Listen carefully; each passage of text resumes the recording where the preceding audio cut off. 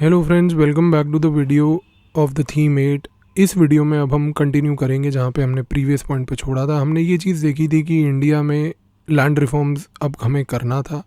और वो क्यों करना था उसका सबसे पहले रीज़न समझते हैं फ्रेंड्स। तो जब ब्रिटिशर्स थे, जैसा कि हमने प्रीवियस वीडियो में भी समझा पूरा, कि उन्होंने एक लैंड रेवेन्यू क्लास एक तरीके से बना के उसको नर्चर करके एक लैंड ओनिंग क्लास के तरीके से पेश किया और एक ज़मींदारी क्लास सोसाइटी में क्रिएट करी। फ्रेंड्स, अब यहाँ पर आपको एक बड़ी इंपॉर्टेंट चीज़ समझनी है कि जब इंडिया इंडिपेंडेंट हुआ तो उस समय हमारे पास एक बहुत बड़ी प्रॉब्लम थी। हमारे साथ प्रॉब्लम ये थी कि कहीं ना कहीं एट दैट टाइम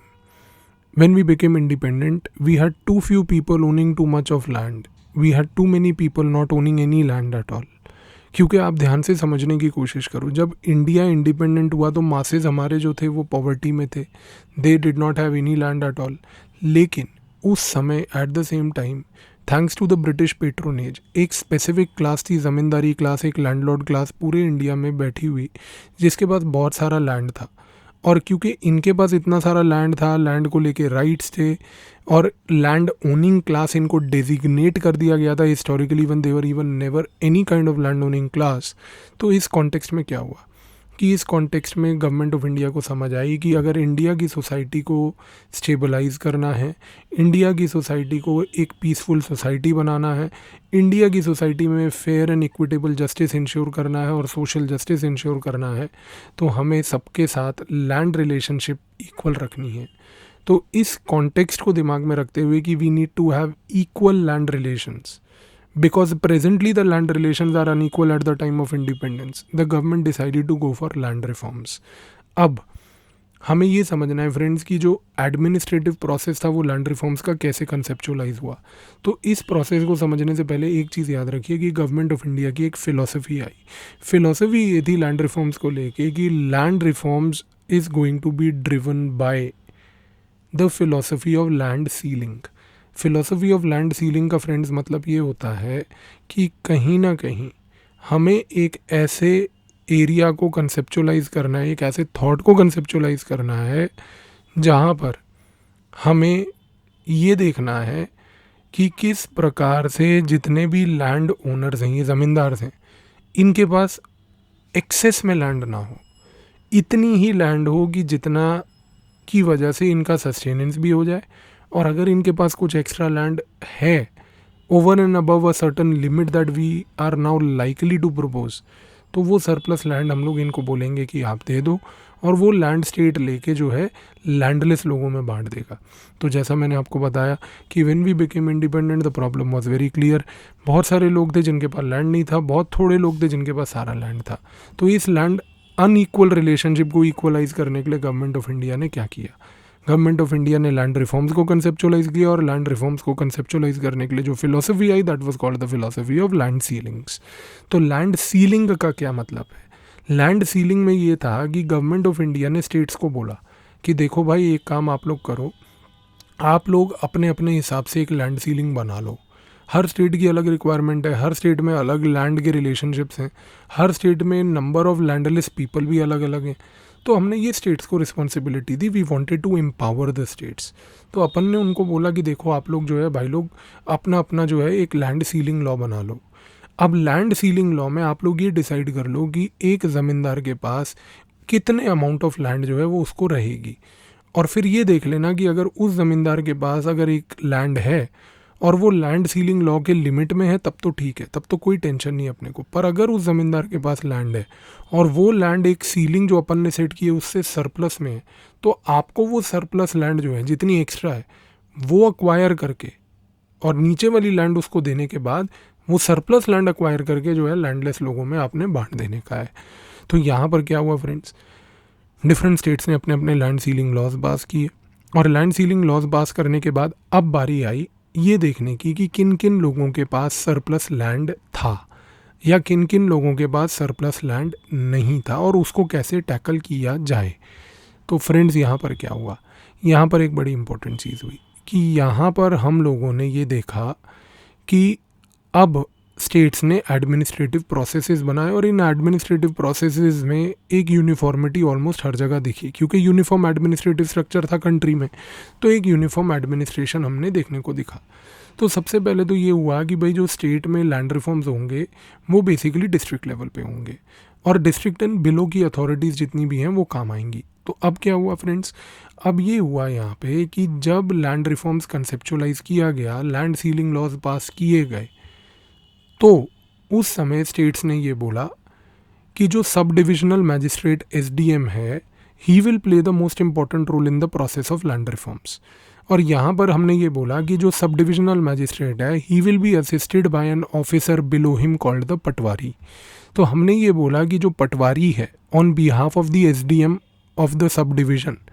वो जाके क्या करेगा कि वो लैंड सीलिंग लिमिट को अपने साथ पेपर पे लेके जाएगा और वो जाके एक एक ज़मींदार के घर में जाकर उसकी लैंड को, उसकी एस्टेट को वेरीफाई करेगा, उसको मेजर करेगा। तो हमारा सबसे पहला ऑब्जेक्टिव क्या था कि सब डिविजनल मैजिस्ट्रेट को बोला कि बॉस आप जो है लैंड रिफॉर्म्स को एग्जीक्यूट करेंगे, आपको एग्जीक्यूट करने के लिए पटवारी की मदद लेनी है। पटवारी क्या करेगा कि लैंड सीलिंग को लेके जाएगा, उसके बाद वो लेके जाने के बाद क्या करेगा कि वहाँ पर ले जाके वो ये चीज़ को इंश्योर करेगा कि वो पहले तो ज़मींदार के एस्टेट को मेजर करेगा, मेजर करके ये देखेगा कि इस ज़मींदार के पास एस्टेट कितना है। फिर जब मेजर हो जाएगा तो उस मेजरमेंट को एक कागज़ पे लिखा जाएगा और वो कागज़ को अपन लोग बोलेंगे लैंड रिकॉर्ड। फिर अपन ने बोला कि जब लैंड रिकॉर्ड में ये चीज़ लिख दी जाएगी कि भाई इस ज़मींदार के पास इतनी लैंड है, तो उसके बाद हम वो लैंड रिकॉर्ड को कंपेयर कर सकते हैं विद द लैंड सीलिंग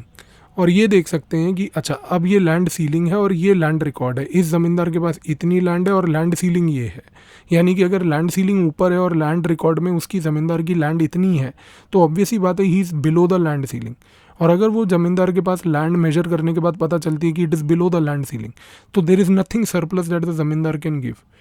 पर एक स्थिति ऐसी भी हो सकती है कि हम लोग ये करेंगे कि हम लोगों ने, पटवारी ने जाके लैंड को मेजर करा, लैंड मेजर करने के बाद पटवारी ने ये चीज़ देखी कि भाई एक लैंड रिकॉर्ड प्रिपेयर हुआ और लैंड रिकॉर्ड के सामने जब लैंड सीलिंग को रखा तब मालूम चला कि भाई ये ज़मींदार की लैंड तो इतनी है लेकिन लैंड सीलिंग यहाँ थी, यानी कि इसके पास सीलिंग से भी ज़्यादा है। तो क्या करेगा पटवारी, तो पटवारी एक रिकॉर्ड प्रिपेयर करके जो है वो ज़मींदार को बताएगा कि देखो बॉस आपकी लैंड एक सीलिंग से ज़्यादा है। फिर ये सरप्लस सीलिंग वाला पॉइंट लेके वो एसडीएम के पास जाएगा, एसडीएम को जाके बोलेगा कि सर देखिए ये वाला ज़मींदार है, इसके पास ये सरप्लस लैंड है। तो ज़मींदार के पास जो सरप्लस लैंड है, एसडीएम क्या करेगा, एसडीएम वो सरप्लस लैंड को based upon the state land reform laws उस सरप्लस लैंड को अक्वायर करेगा और वो सरप्लस लैंड जो ज़मींदार के पास over and above land ceiling थी वो उसको अक्वायर करके फिर हम लोगों ने कहा कि ये सरप्लस लैंड को हम लोग डिस्ट्रिक्ट लेवल पे इंश्योर करेंगे कि डिस्ट्रिक्ट मैजिस्ट्रेट के सुपरविजन में एक तरीके से the acquired estate is now redistributed to the landless. तो अब आप तीन चीज़ें समझ जाओ फ्रेंड्स, पटवारी मेजर करेगा, एसडीएम वेरीफाई करके देखेगा कि सरप्लस है या नहीं और अगर है तो अक्वायर करेगा, और डिस्ट्रिक्ट मैजिस्ट्रेट जो है वो लैंड को रीडिस्ट्रीब्यूट करेगा डिस्ट्रिक्ट लेवल पे सुपरवाइज करते हुए। तो हमने एक ऐसा system of checks and balances बना लिया कि सारी की सारी लैंड रिफॉर्म्स को एग्जीक्यूट करने की पावर एक ही जगह पे ना हो बल्कि डिस्पर्स्ड हो। तो यहाँ पर ये चीज़ हुई। पर फ्रेंड्स बात सिंपल है, किसी के पास भी अगर सरप्लस लैंड है फॉर व्हाट्सोएवर रीज़न, चाहे वो आपको पहले मिली हो या आपको ब्रिटिशर के तहत दी गई हो, अगर वो आपकी पुश्तैनी लैंड है आप उसको इतना आसानी से जाने नहीं देंगे, क्योंकि अगर लॉ होगा भी तो आप लॉ को बाईपास करेंगे।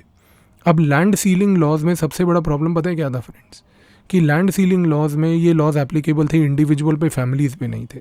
तो जब जब लैंड रिकॉर्ड बनना शुरू हुआ तब लैंड रिकॉर्ड बनने के दौरान बहुत सारे ज़मींदार ने ये दिखाना शुरू कर दिया कि ये पुश्तैनी लैंड मेरे फैमिली के नाम पे है, तो लॉ बाईपास हो गया। फिर कई बार हमने ये देखा कि the other reason why the land reform exercise failed majorly in majority of the states in India was also because कि कहीं ना कहीं जब जब पटवारी मेजर करने जाता था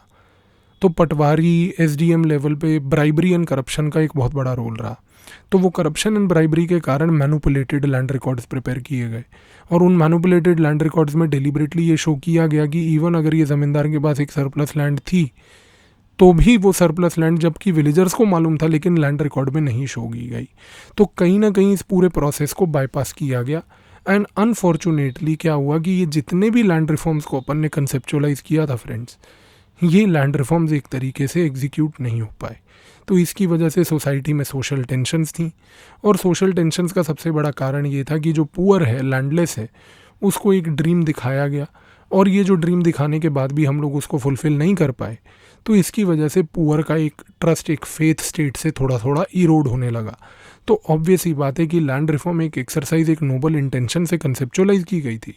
और स्टेट लेवल पे भी दी गई थी कि हमने सोचा कि स्टेट्स जो हैं एक तरीके से एम्पावर होंगे अगर उनको ये थॉट दिया जाए कि नहीं, आप इसको ड्राइव कीजिए चेंज को। तो जब आप एक जूनियर एंटिटी को एक ड्राइव करने की पावर देते हैं और वो भी डिस्ट्रिक्ट सब डिवीज़न लेवल पे, तो it creates a good sense of positivity amongst the state कि नहीं, मेरे को सेंटर रिस्पॉन्सिबल समझता है। पर कहीं ना कहीं because of all these activities that happen that I just explained, land reforms was not very successful, and this is what caused the rise of certain social movements which we are going to discuss in the theme number 10 separately. तो ये चीज़ को आपको यहाँ पर याद रखना है। तो इससे फ्रेंड्स हमारा थीम नंबर 8 कंप्लीट हो जाता है। Now we will move to the theme number 9। Thank you.